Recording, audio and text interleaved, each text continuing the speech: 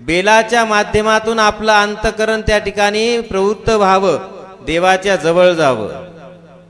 शिवमुठ व्हायची, शिवमुठाच्या माध्यमातून आपलं मन तिथपर्यंत जावं, मनाला सवय लागावी. तयाच्या युक्तीने वळवावे अंतरी, स्वरूपा माझारी लीन व्हावे. लक्ष्मण महाराज सांगतात या मनाला युक्तीने या ठिकाणी वळवावं लागतं. मग त्या युक्त्या कोणत्या आहेत? या बाह्य साधनेच्या माध्यमातून उपलब्ध असणारी भक्ती. म्हणून श्रावण महिना पवित्र महिना सांगितलेला आहे शिवभक्तांसाठी. या जगामध्ये लवकर शीघ्र पावणारा देव कोणता असेल तर फक्त भगवान शिव आहे. भक्तानं साधं अंतःकरणातून एकदा जरी ओम नमः शिवाय म्हणलं तरी त्याच्या हाकेला धावून येतो. वाचे सकळ दोष जाती, शिव शिव म्हणता वाचे सकळ दोष जाती.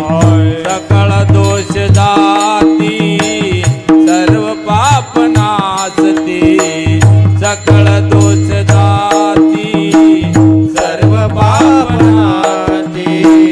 शिव शिव म्हणता वाचे सकळ दोष जाती, शिव शिव म्हणता वाचे सकळ दोष जाती.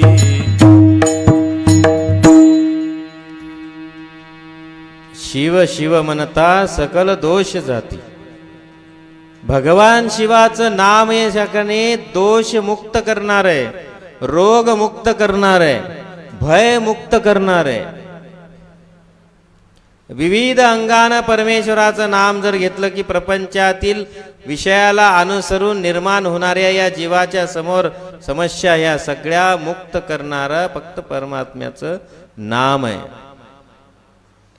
म्हणून या कलियुगामध्ये संतांनी आपल्याला सोप्यातला सोपा मार्ग सांगितलाय. प्रत्येक युगामध्ये वेगवेगळी उपासना करण्याच्या पद्धती होत्या.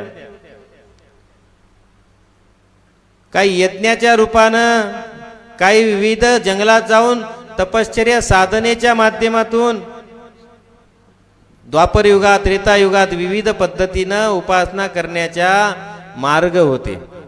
पण कलियुगामध्ये